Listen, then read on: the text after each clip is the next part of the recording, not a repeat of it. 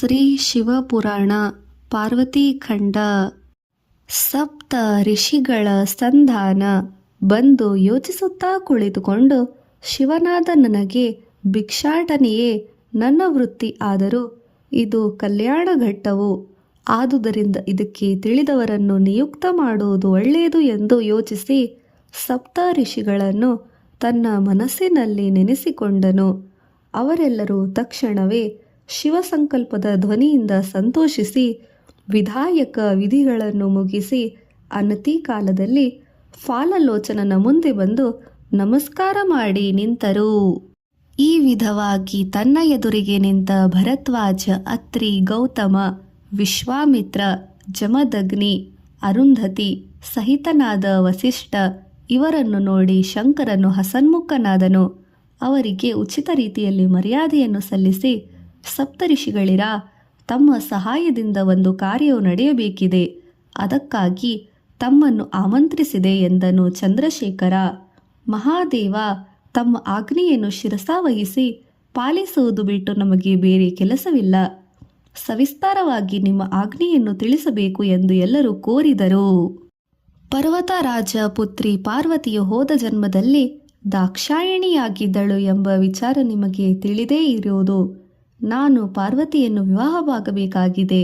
ಈ ವಿವಾಹದ ವಿಷಯದಲ್ಲಿ ಹಿರಿಯರಾದ ನೀವೆಲ್ಲ ನನ್ನ ಪರವಾಗಿ ವ್ಯವಹರಿಸಬೇಕು ಎಂದು ಶೂಲಿಯು ಹೇಳಿದ.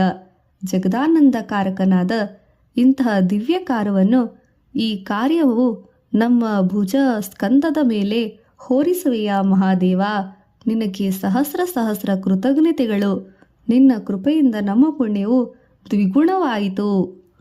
ಈ ಕಾರ್ಯ ನಿರ್ವಹಣಾ ದ್ವಾರದಿಂದ ನಾವೆಲ್ಲ ಇತರರಿಗಿಂತ ಸತ್ಕೃತರು ಎಂದು ಪರಿಪರಿ ವಿಧದಾಗಿ ಸ್ತುತಿಸಿ ಹಿಮವಂತನೆಡೆಗೆ ವಿವಾಹ ಮುಹೂರ್ತವನ್ನು ನಿಶ್ಚಯಿಸುವ ಪ್ರಯತ್ನವಾಗಿ ಹೊರಟರು. ತನ್ನನ್ನು ಸಂದರ್ಶಿಸಲು ಬಂದ ಸಪ್ತ ಮಹರ್ಷಿಗಳನ್ನು ಅಸಾಮಾನ್ಯ ಗೌರವದಿಂದ ಅಗಣಿತ ಮರ್ಯಾದೆಯಿಂದ ನೋಡಿದ ಹಿಮವಂತನು ಅವರನ್ನು ಸ್ವತಃ ಸ್ವಾಗತಿಸಿದನು. ಆಗ ಎಲ್ಲರೂ ಮುಕ್ತಕಂಠದಿಂದ, ಪರ್ವತರಾಜ, ನಿನಗೆ ಶುಭವಾಗಲಿ. ನೀನು ಅಸಾಮಾನ್ಯನು. ಪೌರಾಣಿಕ ಶ್ರೇಷ್ಠರಲ್ಲೋ ನಿನ್ನನ್ನು ವಿಷ್ಣುವಿನಂತೆ ಸ್ತುತಿಸುವರು. ಸಪ್ತ ಪಾತಾಳ ಲೋಕಗಳಲ್ಲಿ ನೀನು ಮೂಲಾಧಾರ ಭೂತನು. ಅಲ್ಲದೆ ನಿನ್ನ ಪುತ್ರಿಯು ಸಾಕ್ಷಾತ್ ಅಂಬ, ಮಹೇಶ್ವರಿ, ಅಖಿಲಾಂಡೇಶ್ವರಿ, ಯೋಗಿ ಹೃದಯ ಮಂದಾರನಾದ ಚಂದ್ರಶೇಖರನನ್ನು, ನಿನ್ನ ಪುತ್ರಿಯನ್ನು ವಿವಾಹವಾಗುವ ಇಚ್ಛೆಯಿಂದ ನಮ್ಮನ್ನು ವಿವಾಹದ ವಿಷಯವನ್ನು ಪ್ರಸ್ತಾಪಿಸಲು ನಿನ್ನಲ್ಲಿಗೆ ಹಿರಿಯರಾಗಿ ಕಳುಹಿಸಿದ್ದಾನೆ. ನೀನು ಕನ್ಯಾದಾತ, ನಾವು ವಿವಾಹ ಸಂಧಾನಕರು. ಇದು ಜಗತ್ಕಲ್ಯಾಣಕಾರಕವು ಎಂದು ವಿಚಾರಿಸಿ ವಿವರಿಸಿದನು. ಸಪ್ತಋಷಿಗಳ ಸಂದೇಶವನ್ನು ಶ್ರದ್ಧೆಯಿಂದ ಕೇಳಿದ ಮೇನಕ ಹಿಮವಂತರ ಆನಂದಕ್ಕೆ ಪಾರವೇ ಇಲ್ಲದಂತಾಯಿತು. ಎಲ್ಲರೂ ಪಾರ್ವತೀ ದೇವಿಯನ್ನು ಆಶೀರ್ವದಿಸಿದರು. ಹೀಗೆ ಆಶೀರ್ವದಿಸಿ ಒಂದು ಒಳ್ಳೆಯ ಮುಹೂರ್ತದಲ್ಲಿ ನಿಶ್ಚಯಿಸಿ ಹಿಮವಂತನಿಂದ ಬೀಳ್ಕೊಟ್ಟರು. ಸಪ್ತಋಷಿಗಳು ಹೊರಟು ಹೋದರು. ಆ ಕ್ಷಣದಿಂದಲೇ ವಿವಾಹಕ್ಕಾಗಿ ಸಕಲ ಏರ್ಪಾಡುಗಳು ಮಾಡಲು ಪ್ರಾರಂಭಿಸಿದನು ಹಿಮವಂತ. ಜಗನ್ಮಂಗಳಕರ ಕಲ್ಯಾಣ ಮಹೋತ್ಸವ. ಸಮಸ್ತ ಲೋಕಗಳು ಎದುರು ನೋಡುತ್ತಿದ್ದ ವಿವಾಹ ವೇಳೆಯು ಓಡಿ ಬಂದಿತು.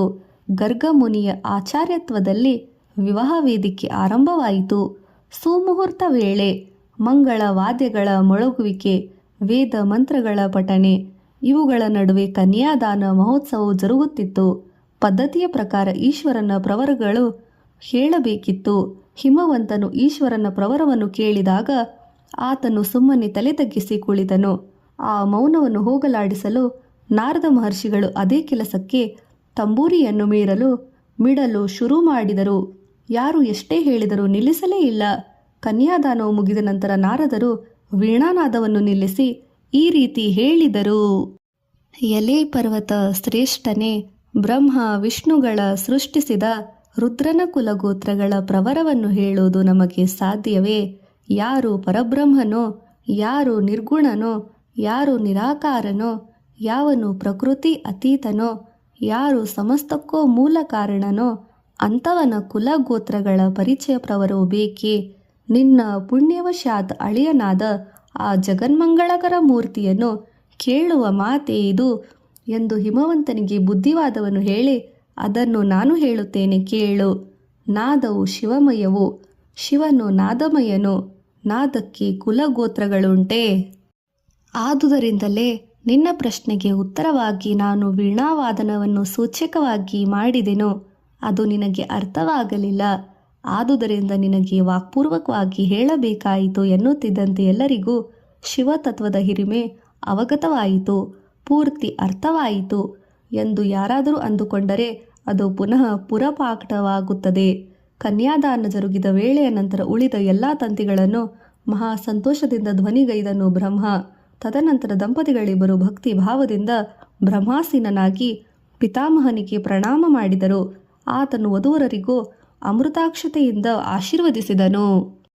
ಮನ್ಮಥನ ಪುನರ್ಜೀವನ.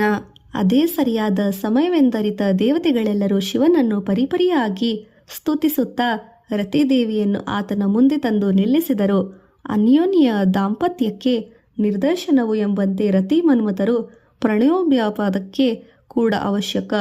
ಪರಿಣಾಯಾಂತರ ಪ್ರಣಯಕ್ಕಾಗಿ ಪ್ರೇಮ ಸಾಮ್ರಾಜ್ಯ ಮತನಕ್ಕೆ ಮದನನ್ನು ಅತಿ ಪ್ರಾಮುಖ್ಯವಾದ ಕಾರಣವಾದುದರಿಂದ ಅವರೆಲ್ಲರೂ ಅದೇ ಸರಿಯಾದ ಸಮಯ ಎಂದು ಭಾವಿಸಿದರು. ರತೀದೇವಿಯು ತಾನು ಕಟ್ಟಿ ತಂದಿದ್ದ ಮನ್ಮಥನ ಭಸ್ಮವನ್ನು ಶಿವಚರಣ ಸನ್ನಿಧಿಯಲ್ಲಿ ಇಟ್ಟು, ಹೇ ಸದಾಶಿವ, ಇದನ್ನೇ ನಿನ್ನ ಕರುಣೆ. ಪಾರ್ವತಿಯನ್ನು ಮದುವೆಯಾಗಲು ದೇವತೆಗಳಿಂದ ಪ್ರೇರಿತನಾಗಿ ಅಲ್ಲವೇ ನನ್ನ ಪತಿಯು ನಿನ್ನ ಪರೀಕ್ಷೆಗಾಗಿ ಸಹಕರಿಸಿದನು.